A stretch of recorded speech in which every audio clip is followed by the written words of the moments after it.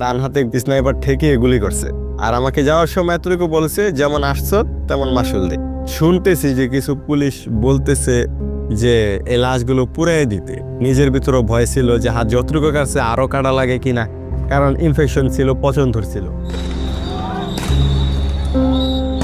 যখন 5ই আগস্ট শেষ ডাক দেওয়া হয়েছে আমাদেরকে, চিটাগাং রোড থেকে যাত্রাবাড়ি পর্যন্ত হেঁটে হেঁটেই গেছি। দেখতেছি কিছু কিছু ছাত্র এভাবে গুলি খেয়ে মরে যাচ্ছে। তো সেখান থেকে আমরা বের করার চিন্তা করলাম যে এই গুলিগুলো কোথা থেকে আসে একটু ফলো করা দরকার। 2জন পুলিশ বিভিন্ন উঁচু ভবন থেকে স্নাইপার তাক করে সুন্দর তারা টার্গেট ফিল আপ করতেছে।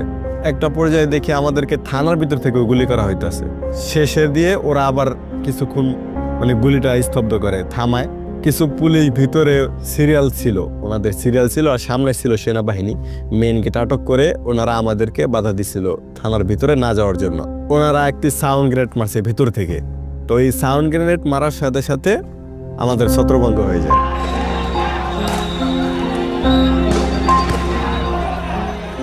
আর তখনই সেনাবাহিনী সরে যায় গেট থেকে। তখন বের হয়েই ওনারা এলোপাথারি গুলি করে, যেভাবে খুশি সেভাবে ইচ্ছা গুলি করতে থাকে। অনেকে অনেক জায়গায় পালাইছে। আমরা আরো কিছু ছাত্র একেবারে আমাদেরকে ঘেরাও করে ফেলছে, ব্যারিকেড দিয়ে ফেলছে। আমি একবারে মেইন গেটের সামনে পড়ে গেছি, ওখানে আমি ঘেরাও করে ফেলছে। যাত্রাবাড়ি মেইন গেটের সামনে যে ফ্লাইওভারটা আছে, ওইখানে একটা নিচু দেওয়াল আছে, যেটা এতটুক হবে মানুষের কোমর সমান। ওই দেয়ালের উপরেই আমি ছিলাম। তখন একজন পুলিশ আমাকে পিছন থেকে প্রথমে মারে রাবার গুলি, সরা গুলি।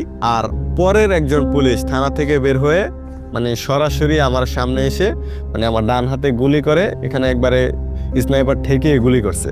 আর আমাকে যাওয়ার সময় এতটুকু বলছে, যেমন আসছো তেমন মাসুল দে। গুলিবিদ্ধ হওয়ার পরে মাথা ঘুরতেছে, আমার কাছে মনে হইতেছে পৃথিবী ঘুরতেছে তখন। আর আমি এটাও ফলো করতেছি, আমার খুব ব্লাড বের হইতেছে এখান থেকে। কিছু লোক আইসা বলতেছে, আপনারা গুলিটা থামান, আমরা আমাদের লাশগুলো নিয়ে যাই। শুনতেছি যে কিছু পুলিশ বলতেছে এই লাশগুলো পুড়াই দিতে। আমার যখন একেবারে পৃথিবী ঘুরতেছে, তখন আমি ওই মোবাইল বের করে তখন আমি ফোন দিছি ভাইকে, যে ভাই আমাকে বাঁচাও, গুলি লাগছে। তখন আমাদেরকে লাশের গাড়িতে তুইলা ফেলছে। পরবর্তীতে আমার যখন ভাই আসছে, 2 ভাই, ওনারা আমার প্যান্ট দেখে আমাকে চিনে ফেলছে যে ও আমার ভাই। পরে আমাকে বের করে আমাকে মডার্ন কিউ একটা ছোট্ট হাসপাতাল, প্রাইভেট মেডিকেল, ওইখানে নিয়ে গেছে। ওখান থেকে শুধু গুলিটা বের করছে। তো ওখান থেকে আসার পরে কোনো মেডিকেল আমাকে ভর্তি রাখে না, কারণ আমার অবস্থা খুবই খারাপ ছিল। যেমন সরাগুলি, আমার হাত নেই, হাতের অবস্থা খুবই ভয়াবহ।